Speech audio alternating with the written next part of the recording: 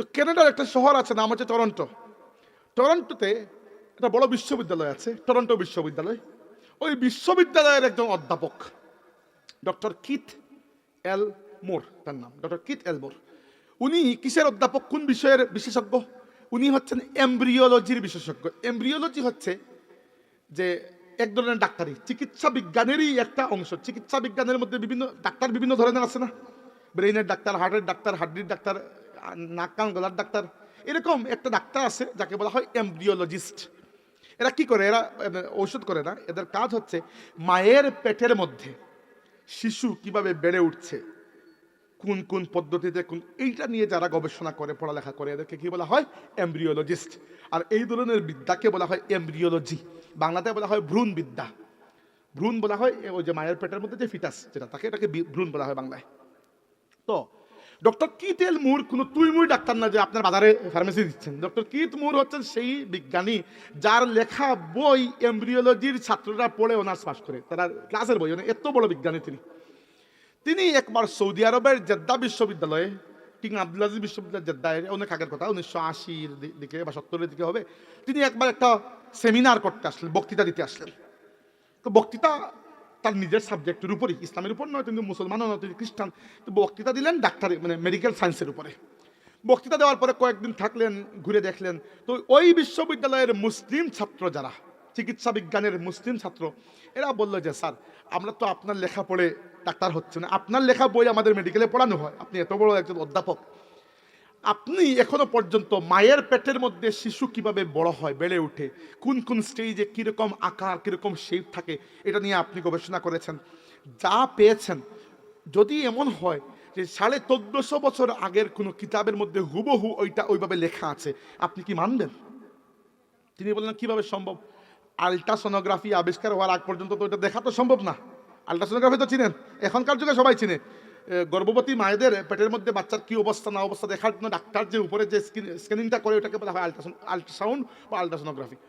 তো আল্ট্রাসোনোগ্রাফির বয়সটা খুব বেশি দিন না, হয়তো ম্যাক্সিমাম আসছে 50-60 বছর আগেই তো আবিষ্কার হয়েছে, এক সময় তো ছিল না এগুলা। ডক্টর মরিস বুকাই বললেন প্রশ্নই উঠে না, 1400 বছর আগের কিতাবে যখন কোনো আল্ট্রাসোনোগ্রাফি আবিষ্কার হয় নাই, মায়ের পেটের মধ্যে শিশু কিভাবে বেড়ে উঠে ওইটা তো জানা অসম্ভব বিষয়। তারা কোরআন শরীফ খুলে দিয়ে দিল তাকে, ইংরেজি অনুবাদ। সূরা মুমিনুনের মধ্যে আল্লাহ পাক মায়ের পেটের মধ্যে শিশু কিভাবে বেড়ে ওঠে, বিজ্ঞান যা কিছু আবিষ্কার করেছে এক্স্যাক্টলি হুবহু স্টেজ বাই স্টেজ আল্লাহ পাক ক্লিয়ারলি বয়ান করে দিয়েছেন। ولقد خلقنا الإنسان من سلالة من طين ثم جعلناه نطفة في قرار مكين ثم خلقنا النطفة علقة فخلقنا العلقة مضغة فخلقنا المضغة عظاما فكسونا العظام لحما ثم أنشأناه خلقا آخر فتبارك الله أحسن الخالقين. সব বলে দিয়েছেন। আল্লাহ পাক কি বলছেন যে আমি ওয়ালাকাদ খালাকনাল ইনসানা মিন সুলালাতিন মিন তিন, আমি মানুষকে সৃষ্টি করেছি মাটির নির্যাস থেকে।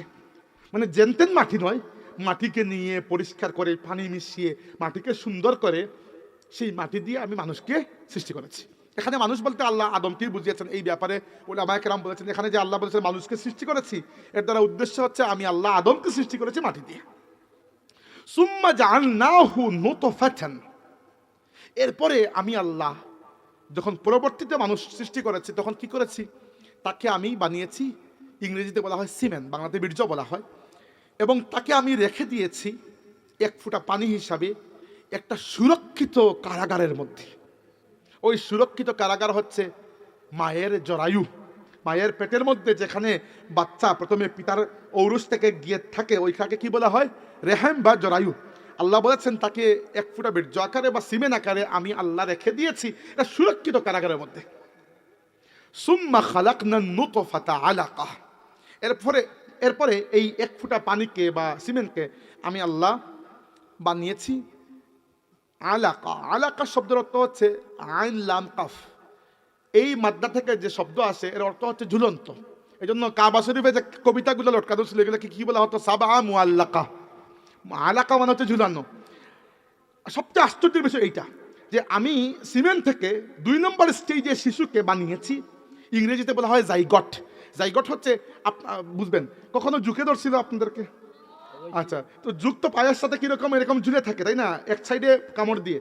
তো মায়ের পেটে শিশু প্রথম অবস্থায় মায়ের জরায়ুর সাথে এরকম জুকের মতো আটা লেগে ঝুলন্ত অবস্থায় থাকে। এইটা আল্লাহ কোরআন শরীফে বলে দিয়েছেন। এটাকে বলে আলাকা, ইংরেজিতে বলা হয় জাইগট। সুম্মা খালাকনাল আলাকাতা মুদগা, এরপরে আমি এই আলাকা যেটা ঝুলন্ত ওইটাকে বানিয়েছি মুদগা। মুদগাকে বলা হয় আরব ইংরেজি ভাষায় ফ্ল্যাশ। ফ্ল্যাশ মানে হচ্ছে ঠিক মাংস নয়, মাংসের আগের স্টেজ ফ্ল্যাশ। সুম্মা খালাকনাল মুদগাতা ইজামা, এরপরে এই ফ্ল্যাশের মধ্যে আমি আল্লাহ হাড্ডি, হাড়, বোন তৈরি করেছি। ফাকাসাউনাল ইজামা লাহমা, এরপরে গোশত এবং চামড়া সবকিছু দিয়ে সেই হাড়গুলোকে ঢেকে দিয়েছি। সুম্মা আনশানাহু খালকান আখার, এরপরে আমি আল্লাহ তাকে একটা অনন্য সৃষ্টিতে রূপান্তর করেছি। নাক কান সবকিছুকে ফুটিয়ে, প্রথমে তো মানব শিশু বোঝা যায় না, মায়ের পেটে আপনার আল্ট্রাসোনোগ্রাফির ছবি দেখলে বুঝবেন এত বড় একটু মাংসে তোলা মনে হয়। আস্তে আস্তে চোখ কান নাক যখন ফুটে 14, 15, 16, 17, 25 সপ্তাহ পর্যন্ত যাওয়ার পরে পুরো মানব শিশুর একটা আকার ধারণ করে। আল্লাহ কি বলেছেন? সুম্মা আনশানাহু খালকান আখার, এরপরে আমি আল্লাহ তাকে পরিপূর্ণ একটা মানে ইউনিক একটা মানুষের রূপ দান করি। ফাতাবারাকাল্লাহু আহসানুল খালিকিন, বরকতময় সেই আল্লাহ যিনি অত্যন্ত সুন্দর একজন স্রষ্টা। ডক্টর কিথ মুর বলেন অসম্ভব বিষয়। এই কিতাব আজকে কেউ লিখেছে, মানে আজকের যুগে, এটা 1400 বছর আগের কিতাব হতেই পারে না। কেমনে সম্ভব? বিশেষ করে তিনি আকৃষ্ট হয়েছেন আলাকা শব্দের উপরে, যে এইটা তো আমরা ইদানিং গবেষণা করে বের করেছি যে মায়ের পেটে মানে পিতার ঔরস থেকে যাওয়ার পরে প্রথম স্টেজে শিশু থাকে এটা সিমেন আকারে, এটাকে ফিটাস বলা হয়। এরপরে সেটা হয়ে যায় জুকের আকারে, মায়ের জরায়ুর সাথে এরকম কামড়ে ধরে থাকে। তখন শিশুর একমাত্র খাদ্য হচ্ছে মায়ের শরীর থেকে যে রক্ত যায়, ওই রক্তটাই শিশু খায়। ওইটা কোনো মানুষের পক্ষে 1450 বছর আগে বোঝা সম্ভবই নয়, তো যখন আল্ট্রাসোনোগ্রাফি ছিল না। কে বলেছে এই কথা? যে আল্লাহ বলেছেন। ডক্টর কিথ এল মুর 11 বছর এই বিষয়ের উপরে গবেষণা করলেন এবং পরবর্তীতে ইসলাম কবুল করলেন।